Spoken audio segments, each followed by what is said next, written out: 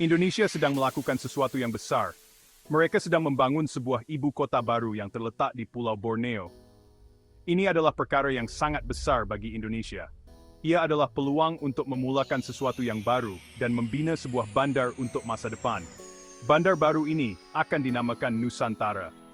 Nama ini mencerminkan warisan budaya Indonesia yang kaya. Nusantara bermaksud kepulauan dalam bahasa Jawa kuno. Ini sangat sesuai karena Indonesia merupakan negara kepulauan terbesar di dunia. Keputusan untuk memindahkan ibu kota bukanlah sesuatu yang dibuat dengan mudah. Ia didorong oleh beberapa faktor.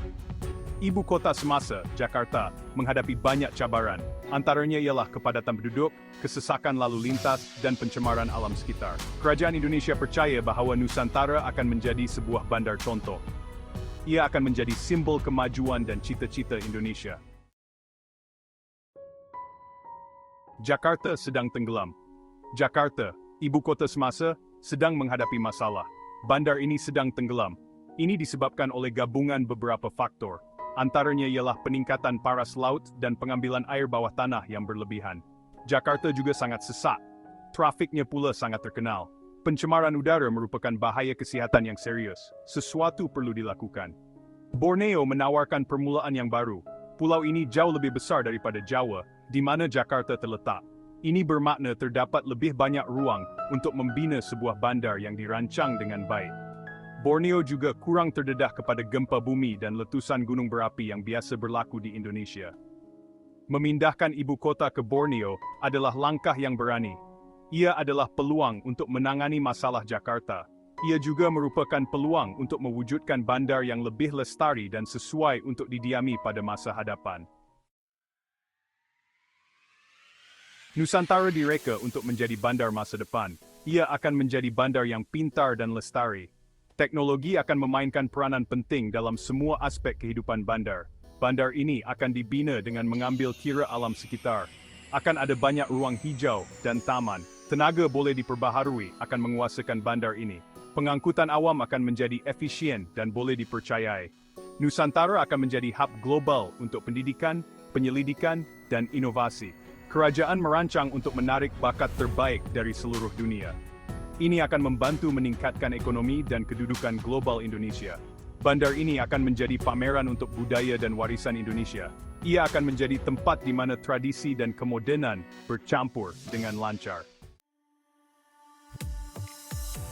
Pembinaan Nusantara sudah pun bermula. Fase pertama projek ini dijangka siap pada tahun 2024. Ini termasuk infrastruktur asas seperti jalan raya, jambatan, dan bangunan kerajaan. Keseluruhan projek dijadualkan siap pada tahun 2045. Ini adalah usaha besar yang memerlukan pelaburan dan tenaga kerja yang besar. Kerajaan Indonesia yakin bahawa projek ini akan siap tepat pada masanya dan mengikut bajet. Mereka melihatnya sebagai keutamaan negara dan simbol kemajuan Indonesia. Dunia sedang memerhati untuk melihat sama ada Indonesia boleh menjayakannya. Jika berjaya, Nusantara boleh menjadi model untuk negara lain yang ingin membina bandar yang lestari dan sesuai untuk didiami pada masa hadapan. Jiran-jiran Indonesia sedang memerhati pembinaan Nusantara dengan penuh minat. Ada yang teruja dengan potensi manfaatnya, manakala yang lain bimbang tentang kemungkinan kelemahannya. Malaysia dan Brunei, yang berkongsi Pulau Borneo dengan Indonesia, amat berminat dengan projek ini. Mereka berharap untuk meningkatkan peluang perdagangan dan pelaburan. Singapura, jiran terdekat Indonesia, juga sedang memerhatikan projek ini dengan teliti. Negara kota ini terkenal dengan infrastruktur dan perancangan bandar yang cekap. Mereka boleh menawarkan kepakaran yang berharga kepada Indonesia. Persatuan Negara-Negara Asia Tenggara atau ASEAN melihat Nusantara sebagai peluang untuk memperkukuhkan kerjasama serantau. Mereka tidak sabar untuk melihat bagaimana projek ini akan memberi manfaat kepada seluruh rantau. Pembinaan Nusantara dijangka akan memberi rangsangan besar kepada ekonomi Indonesia. Ia mewujudkan peluang pekerjaan dan menarik pelaburan. Projek ini menarik pelabur asing yang berminat untuk menjadi sebahagian daripada usaha yang bercita-cita tinggi ini. Syarikat-syarikat dari China, Jepun, dan Korea Selatan sudah pun terlibat dalam pembinaan ibu kota baru ini. Industri pelancongan juga dijangka mendapat manfaat daripada ibu kota baru ini. Nusantara terletak di wilayah Indonesia yang terkenal dengan keindahan alamnya. Ini termasuk hutan hujan, pantai, dan gunung. Kerajaan Indonesia berharap Nusantara akan menjadi destinasi pelancongan utama. Ini akan membawa masuk pendapatan yang sangat diperlukan dan mewujudkan peluang pekerjaan untuk masyarakat setempat. Walaupun faedah ekonomi Nusantara adalah jelas, terdapat juga kebimbangan tentang kesan alam sekitar proyek ini. Borneo adalah rumah kepada sebahagian daripada hutan hujan tertua dan paling biodiverse di dunia. Hutan-hutan ini adalah rumah kepada pelbagai jenis tumbuhan dan haiwan, termasuk orang-utan, harimau dahan, dan gajah kerdil. Kumpulan alam sekitar bimbang pembinaan Nusantara akan menyebabkan penebangan hutan dan kehilangan habitat. Mereka juga bimbang tentang kesan pencemaran dari bandar baru ini. Kerajaan Indonesia telah berjanji untuk meminimumkan kesan alam sekitar proyek ini. Mereka telah berjanji untuk menggunakan bahan binaan yang lestari dan melindungi hutan di sekitarnya. Walau bagaimanapun, masih belum dapat dipastikan sama ada janji-janji ini akan dikotakan. Kesan alam sekitar Nusantara akan bergantung kepada seberapa baik proyek ini diuruskan. Pembinaan Nusantara menandakan era baru untuk Indonesia. Ia adalah simbol cita-cita negara dan keazamannya untuk menjadi peneraju global. Proyek ini adalah bukti kerja keras dan kepintaran rakyat Indonesia. Ia adalah tanda kemajuan yang telah dicapai oleh Indonesia sejak mencapai kemerdekaan pada tahun 1945.